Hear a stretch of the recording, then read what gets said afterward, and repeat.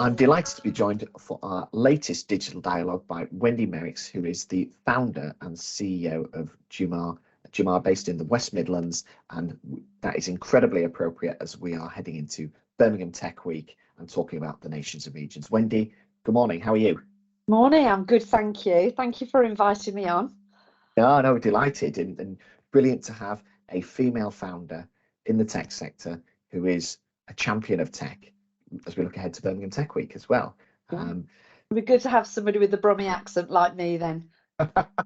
Yeah, we don't want to say that it's all Brummie. Obviously, there's bits of Coventry, Wolverhampton, and other areas in there, but we know what it's about. Absolutely.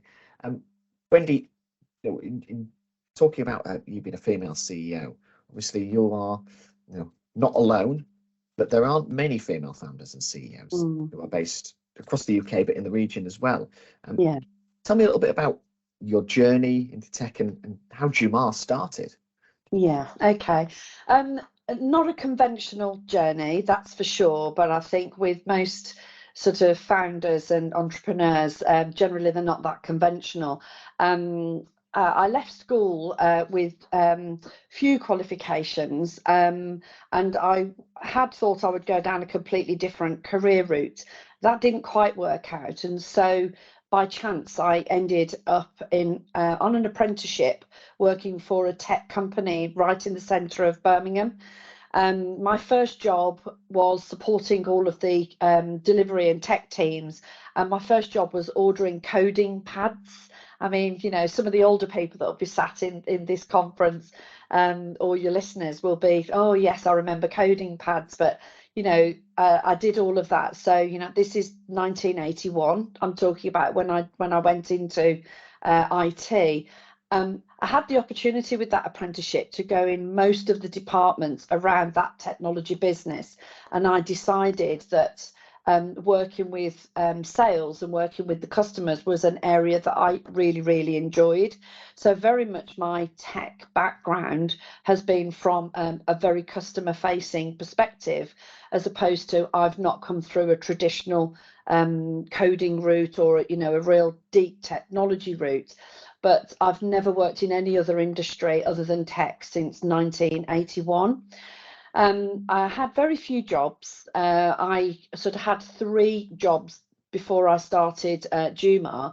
And I'm going to be really honest and saying the last job I had, they were acquired, and they were acquired by an overseas organisation.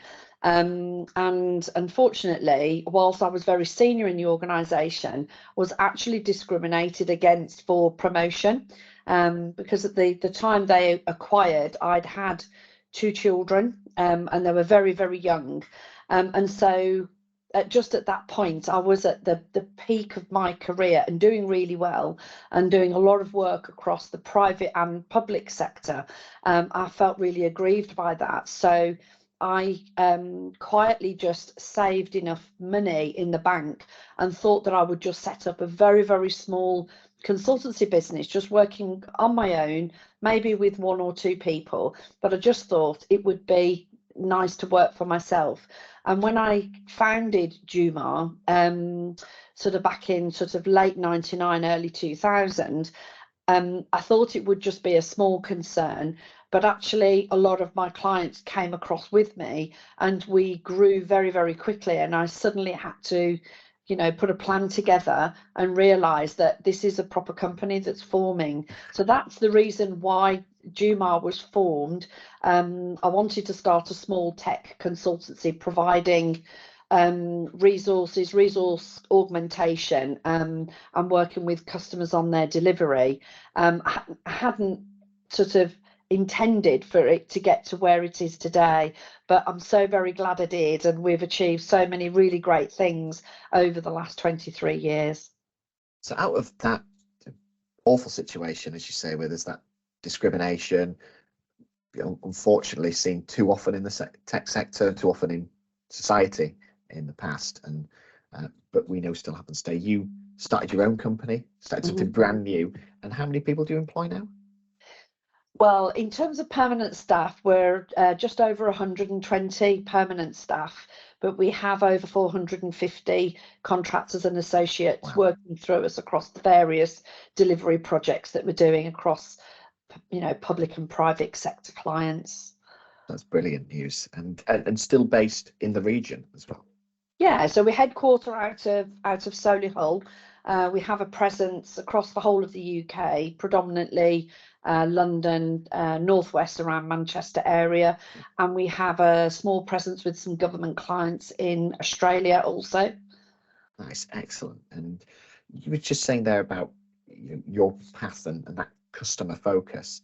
I guess you've seen the customer's journey and their needs change a lot from when you're in the tech sector. How's that reflected what you've wanted Jumar to do as well? Well, it's been really interesting because obviously having started in tech so many years ago, I've seen a transformation, and one of the areas that where Jumar really holds its heritage is around that legacy modernization and the transformation area. So a lot of the clients that work with us, I worked with in the 80s and the 90s, and so we have been able to work intimately with those clients to talk about, how are they going to tackle this sort of legacy situation that a lot of them found themselves in. And we've always been quite innovative at Jumar, and we have looked at ways to either automate in order to help them sort of on their journey. But when you think about even today with the transformations into cloud and low code and or no code technology now, when you think about it, it's the same process. So when we were supporting customers in the 80s and the 90s, if you actually look at the process and how you go about it, it's still understanding what the challenge is and then solving that. So one of the things that we pride ourselves on is that we do a consultative sell, work with our clients to understand what is their challenge, what is the need, where are they looking to go. So looking at the as is and to be, and that's always the starting point when we work with a client. So we understand the pain points, understand where they want to go, and then build our solutions and deliver around that. So that whole legacy transformation is something that I'm really proud of in Jumar. Absolutely. And in terms of yourself in Jumar, so you're CEO now of the company. Yeah. Very different role from when you first started. Did you ever think when you first started, I'll be running my own company, I'll be the CEO? No, I had to grow. Very much in the early days, it was very centered around me and the relationships I had with the clients, and so I'd never run a business before, so I've had to learn. I've not always made the right decisions as I've gone along, but what I've done is I've learned from those, and I've obviously tried to make sure that the company sort of benefits from that. But my role is completely different now, and what still excites me today is thinking about how quickly technology is changing. And even after all this time, I have every day's a learning day, it's a new day.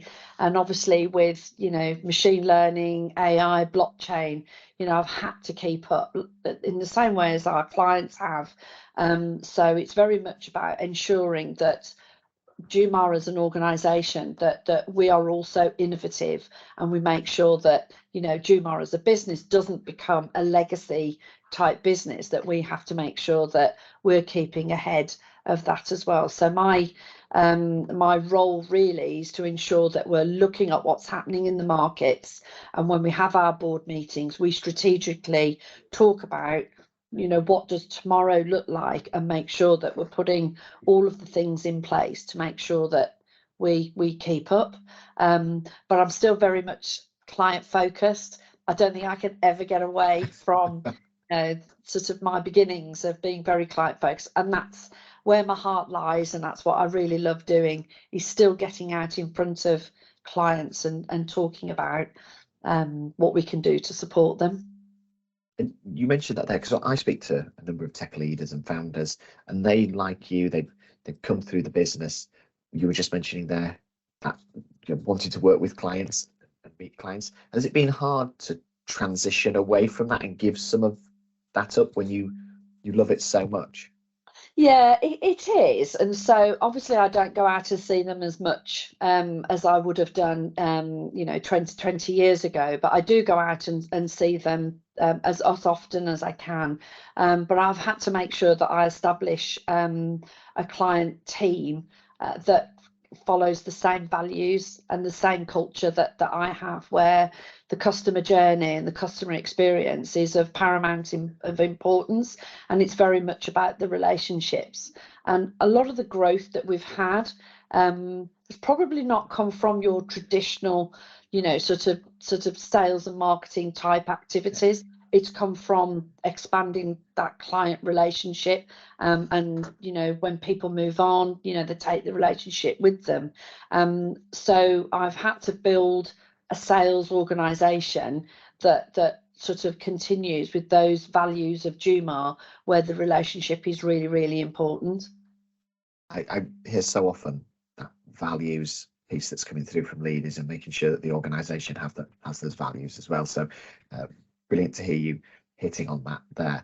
I want to ask you a little bit about you as well in this, because what does a normal day look like for Wendy? Well, my days aren't the same. I'm not very good at being a routine person. Right. I mean, clearly I have to have my regular one-to-ones, which I think really important, with just my direct reports, which is the board. So I have the COO, CIO, and the Chief Revenue Officer sort of reporting into me. So the regular one-to-ones is really important. So it's a combination of ensuring that that the plan and the targets that we're on track, and discussing what we have to do to ensure that we're still on track. Reviewing sort of client plans, looking at the structure. I also go to quite a few conferences. I'm still a strong networker, so it's important for me personally. I like to go to Women of Silicon Roundabout, Women in Tech conferences. So I do a lot of sort of networking in that respect. And then I spend some of my time mentoring some of the other people within Jumar, predominantly the ladies. I'm quite keen to get some more women in tech elevated through.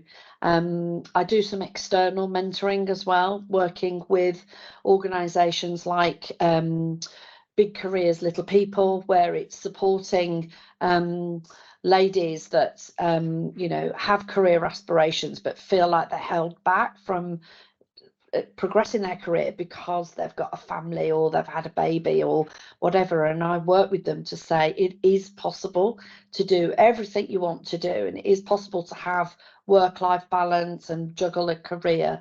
You are just as worthy, but obviously, so I do that, which I quite enjoy, the mentoring. And I obviously do some some sort of non-exec work with not-for-profit business in Birmingham as well. So I'm very busy. I do quite a lot in the evenings and everything as well.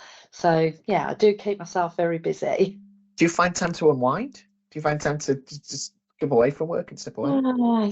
I think that would be a question asked of my husband, who thinks I find it quite difficult to relax. I do have time to relax. I've taken up some hobbies over the last sort of couple of years to sort of really try and force that point. So I do sort of spend time outside of work with some of the hobbies that I've taken up.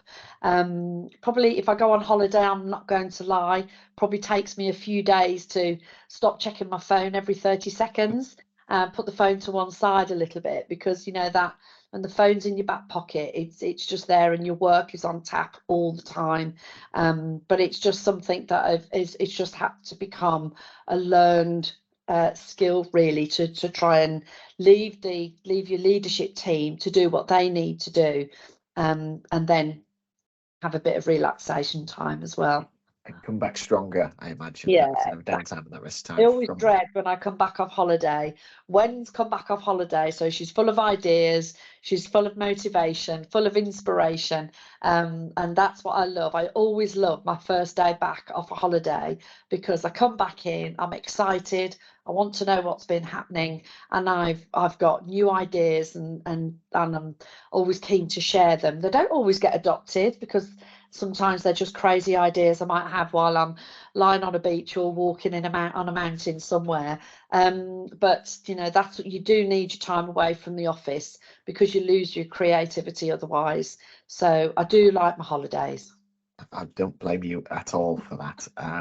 And you, obviously, you know, your job, as you say, you want to get away, but you sound like you absolutely love your job and what you do. If I could chance my arm and ask you a question, then, if you could do any other job in the world, anything at all, what would you love to do? Well, as what I've learned to do whilst I've been at Jumar is that I got quite into doing personality profiling, to make sure, because I made some poor choices in the early years of Jumar, and so what I did is I started to adopt the sort of work profiling somebody's work traits and that kind of thing.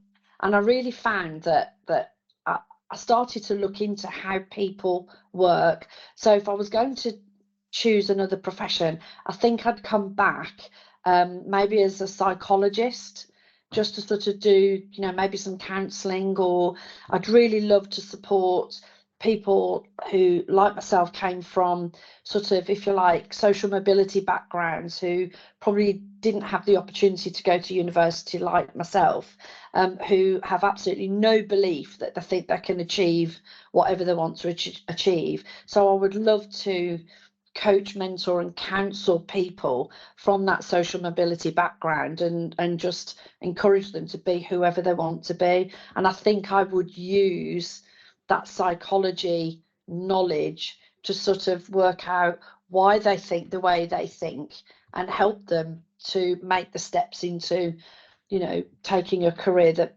potentially they wouldn't ordinarily think of. So I think I'd do something around that.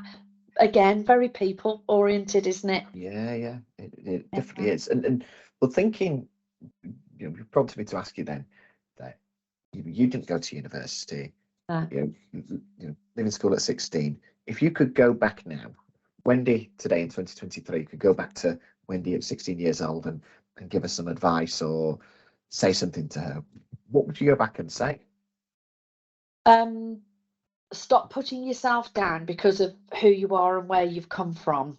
Believe in yourself, and if you think you can do something, have a go. The worst thing you could do is you fail, but you've learned something, and you just have a go again.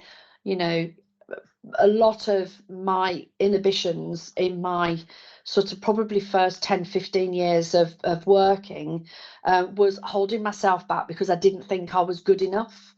And it took a bit of maturity, and, you know, getting married and starting a family, and working with people who say, oh, Wendy, you know, you're really good at this, would you do this for us? And then you know, it was probably in my early 30s before I really had the self-worth that I felt, you know, I think I can do this. And so that's why I was, if you like, quite old when I started Jumar, you know. So, you know, I was in my sort of late 30s when I sort of started Jumar. I think if I knew now at 16, I probably would have done it in my early 20s.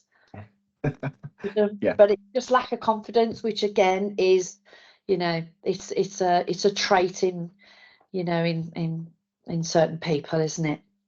You know, and on that, you were talking about the mentoring that you do, and a lot of the work that I do when I'm talking with different organizations, people who work with women in tech, they find that there is a challenge in terms of confidence, that, you know, I can do this.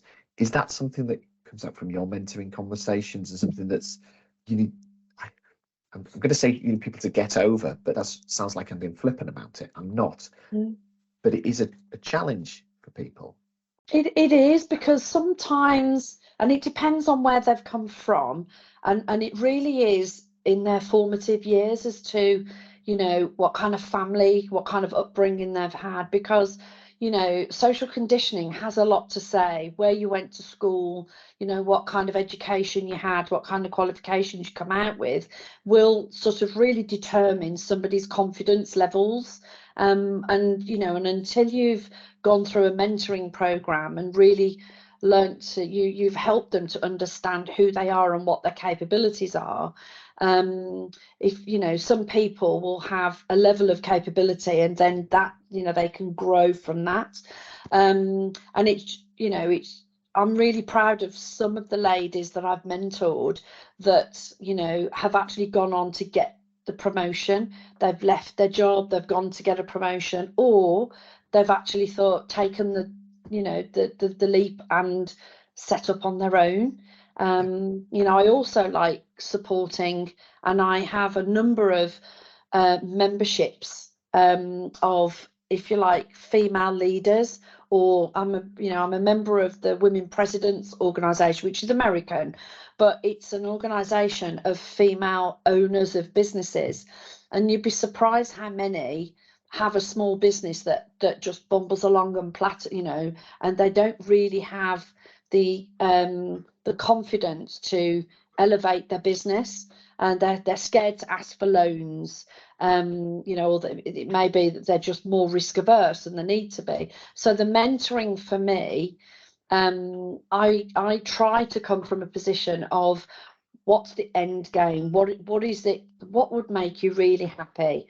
What is it you really want out of life? And then what we do is we work backwards, and then so we make the end plan, and then we start at the beginning and just do little steps then to get them to where they need to be.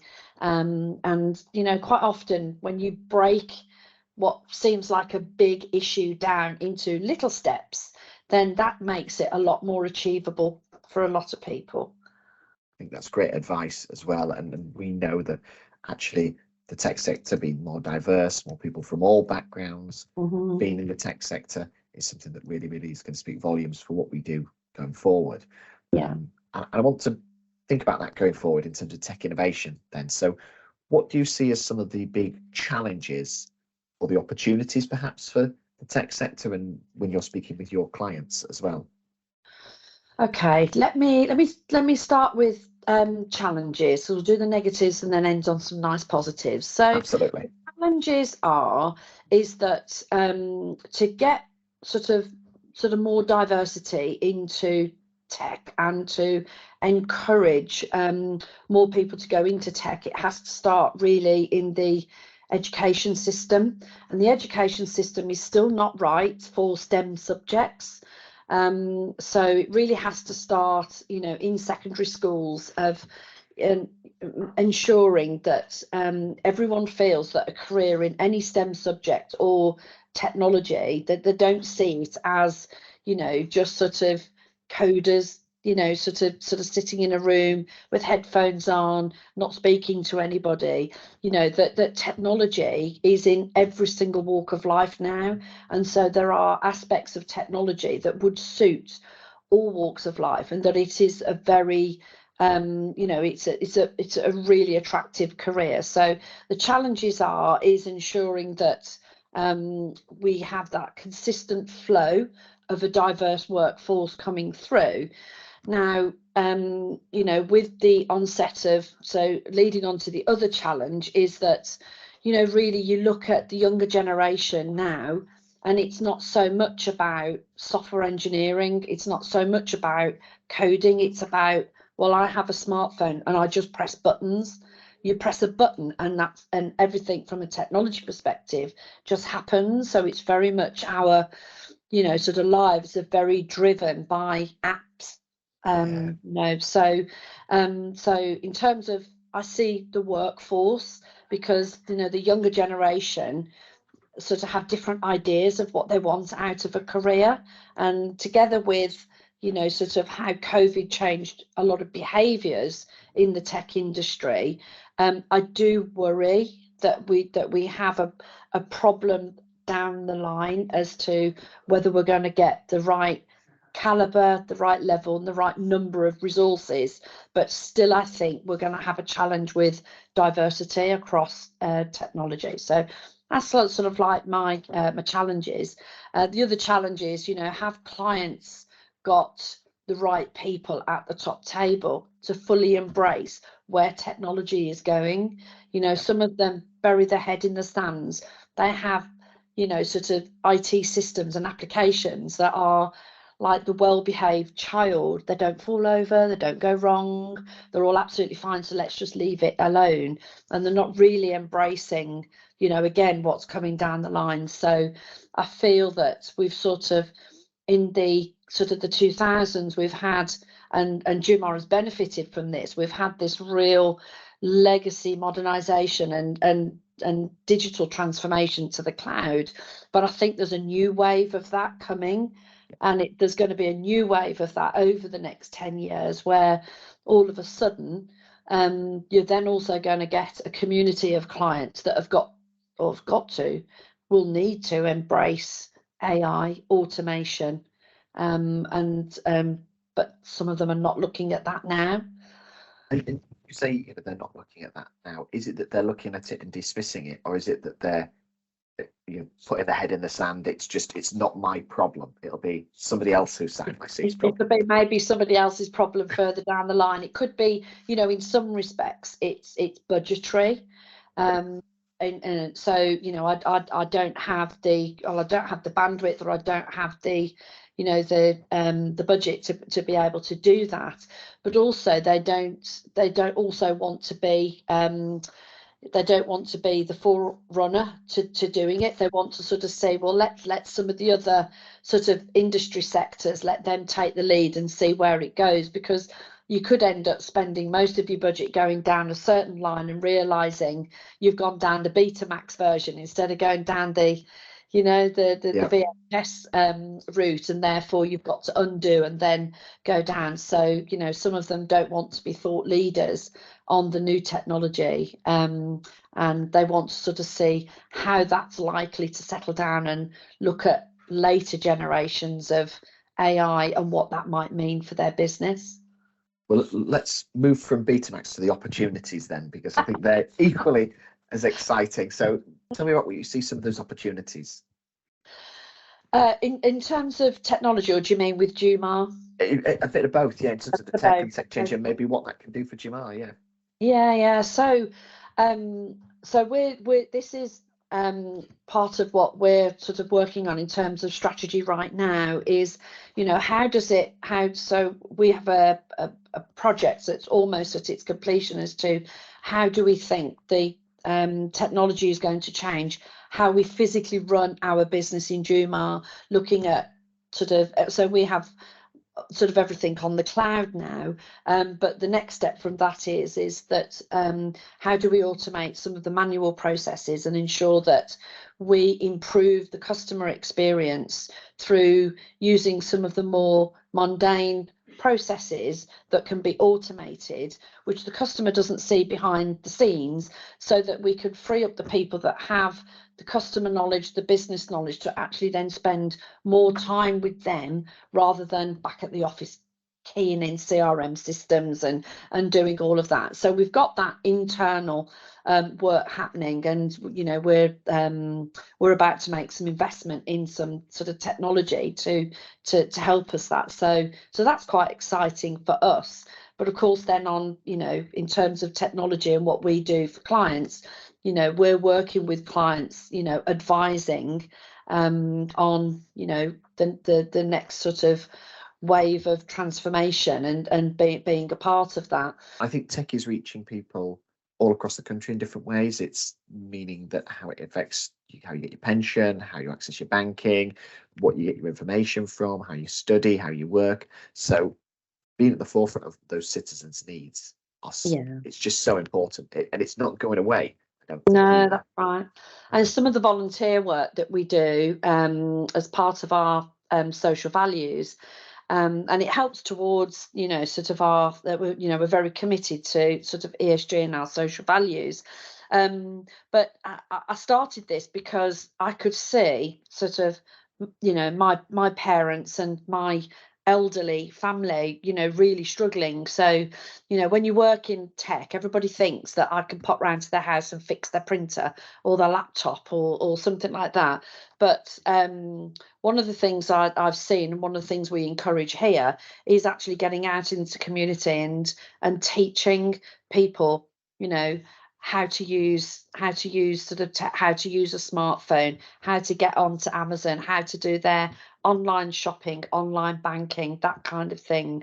You know, and we've got quite a generational gap from a technology perspective, and it's up to sort of companies like us, tech companies, to ensure that we're out there and supporting sort of people in the community to make sure that we're bridging that gap. Younger people are born, I think, with a mobile phone in their hand and are born with technology. But, you know, we've got, you know, a couple of generations that, you know, are and will struggle. And so, you know, we see that as quite important to ensure that citizens can embrace technology and, you know, help there. I think you're absolutely right, because this can't be left to government, it can't be left to private sector. It's got to be everybody working together to make sure that we digitise society. Wendy, thank you so much for your time. It's brilliant to talk with you as part of Birmingham Tech Week, but also to find out about the incredible work that Jumar is doing across the UK and your role as a leader. Wendy, thank you so much. Thank you, and I hope you have a good Tech Week.